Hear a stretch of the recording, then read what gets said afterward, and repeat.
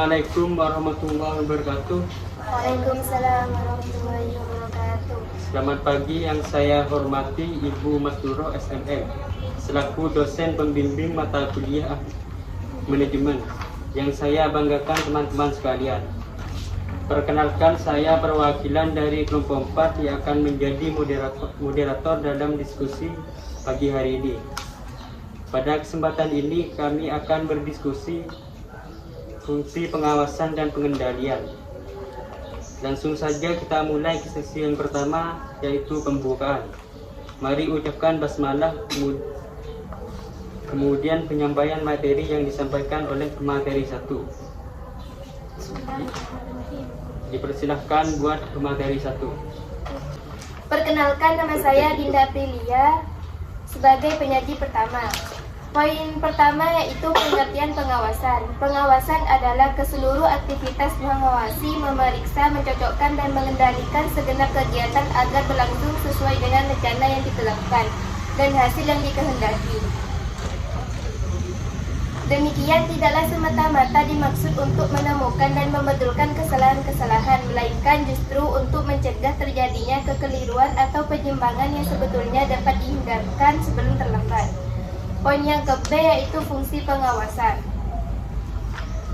Fungsi pengawasan yang pertama yaitu mengevaluasi keberhasilan dalam tujuan dan target bisnis sesuai dengan indikator yang telah ditetapkan. Yang kedua, mengambil langkah perbaikan dan koreksi atas penyimpangan yang mungkin ditemukan. Yang ketiga, melakukan berbagai alternatif solusi atas berbagai masalah yang terkait dengan kebaikan tujuan dan target bisnis. Poin yang ke-C yaitu tipe dan jenis pengawasan. Tipe pengawasan. Yang pertama itu pengawasan pendahuluan atau feed forward control. Adalah antisipasi masalah atau penyimpangan dari standar yang telah dibuat. Yang kedua, pengawasan yang dilakukan secara bersamaan. Concurrent control yaitu pengawasan yang disebut juga pengawasan ya tidak sharing kontrol berhenti terus selama kegiatan berlangsung. Yang ketiga, pengawasan umpan balik atau feedback control merupakan pengawasan yang dilakukan setelah kegiatan selesai dikerjakan. Jenis pengawasan yang pertama yaitu pengawasan intern dan ekstern. Pengawasan yang dilakukan oleh orang atau badan yang ada di dalam organisasi. Pengawasan ekstern adalah merupakan pengawasan yang dilakukan oleh pihak luar. Yang kedua, pengawasan preventif dan reaktif. Pengawasan preventif adalah pengawasan yang dilakukan sebelum kegiatan dilakukan. Sedangkan reaktif, pengawasan yang dilakukan setelah kegiatan. Yang ketiga, pengawasan aktif dan pasif. Pengawasan aktif adalah pengawasan yang dilakukan di tempat terjadinya kegiatan, sedangkan pasif pengawasan melalui penelitian.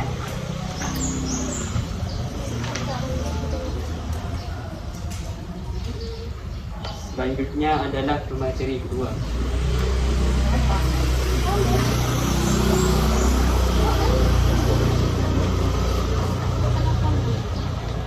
Perkenalkan, nama saya Mubarak Duduk. D. Tahap-tahap proses pengawasan.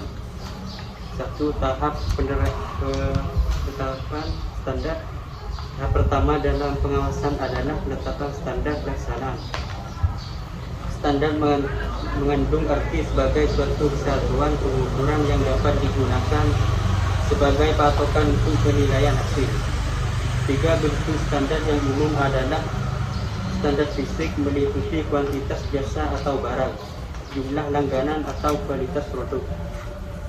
Standar moneter yang ditunjukkan dalam rupiah yang mencakup biaya, tenaga kerja, pendapat, penjualan, dan sejenisnya. Standar waktu meliputi kecepatan produksi atas batas waktu suatu pekerjaan harus diselesaikan. Tujuannya adalah sebagai sasaran kota dan target pelaksanaan. Kegiatan yang digunakan sebagai patokan dalam pembagian keputusan. 2. Tahap penentuan pengukuran. Pelaksanaan kegiatan digunakan sebagai dasar atas pelaksanaan kegiatan yang dilakukan secara tepat. Pengukuran pelaksanaan kegiatan dapat dilakukan dengan menjawab pertanyaan sebagai berikut. Perkenalkan, nama saya Ismauna. Di sini saya sebagai penyedia ketiga tahapan pengukuran pelaksanaan kegiatan. Beberapa proses yang berulang-ulang dan yang berupa atas pengamatan. Pengujian dan sampel. Setelah frekuensi pengukuran dan sistem monitoring dilakukan, pengukuran pelaksanaan dilakukan sebagai proses yang berulang-ulang dan terus-menerus. Ada beberapa cara untuk melakukan pengukuran pelaksanaan, yaitu yang pertama pengamatan atau observasi, yang kedua laporan, yang ketiga inspeksi, pengujian, tes atau dengan pengambilan sampel. 4. Tahap perbandingan pelaksanaan dengan standar dan analisa penyimpangan.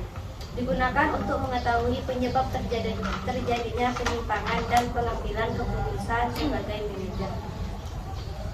5. Tahap pengambilan tindakan koreksi apabila diketahui dalam pelaksanaannya terjadi penyimpangan, di mana perlu ada perbaikan dalam pelaksanaannya.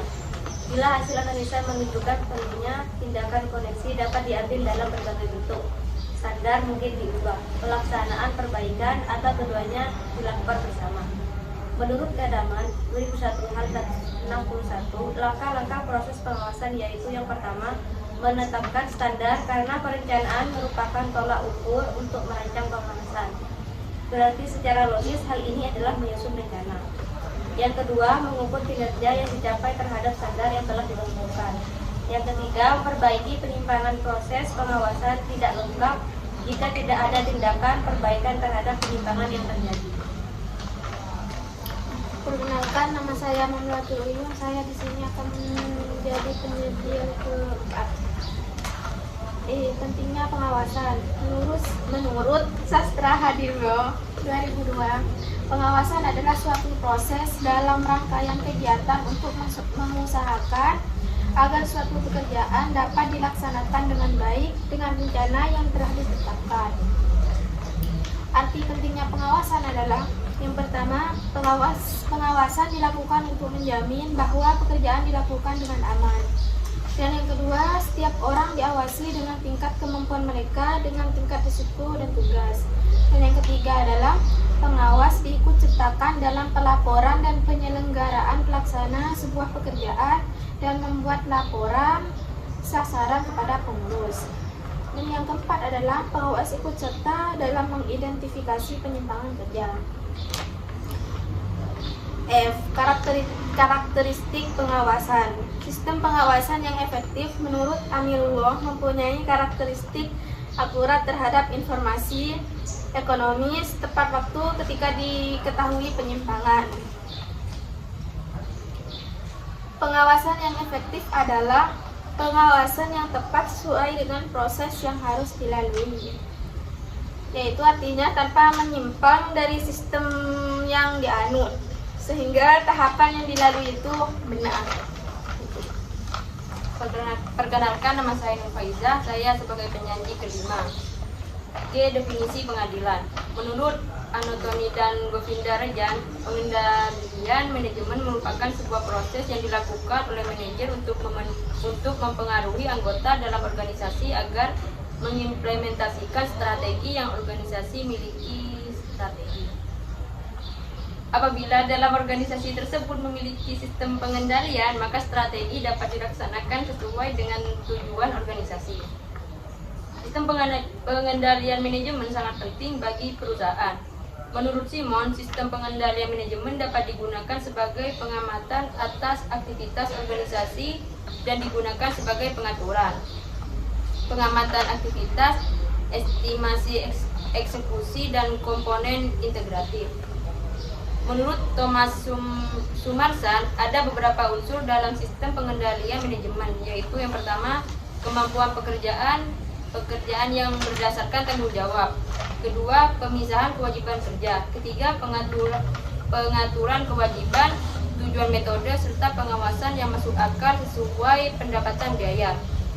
Yang keempat, kontrol dalam pemanfaatan sumber daya, dokumen, dan struktur yang signifikan. Dan yang terakhir, meninjau sumber daya yang memiliki tergantung pada catatan sumber daya dan kewajiban atau yang benar ada dalam dan melakukan perbaikan jika ditemukan kesalahan. Unsur-unsur pengadilan. Menurut pengendali. Unsur-unsur pengendalian. Menurut Merson dan Stede, unsur-unsur sistem pengendalian manajemen dibagi menjadi 4, yaitu yang pertama, pressure control merupakan bentuk pengendalian yang langsung tertuju pada pengendalian perilaku seseorang karyawan dalam berbagai tingkat suatu badan usaha ataupun organisasi. Yang kedua, action control merupakan pengendalian yang berkaitan dengan tindakan tertentu yang dilakukan oleh karyawan dalam organisasi, apakah bermanfaat atau tidak.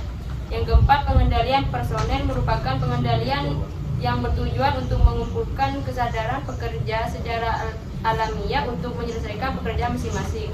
Dan yang terakhir adalah budaya, merupakan pengendalian yang dimaksudkan untuk membangun iklim sosial antara kelompok yang mendesak pekerja untuk bertindak sesuai dengan standar dan aturan yang berlaku di suatu bisnis. Demikianlah presentasi dari kelompok 4. Saya selaku moderator pamit undur diri. Kurang lebihnya mohon maaf. Wassalamualaikum warahmatullahi wabarakatuh. Waalaikumsalam.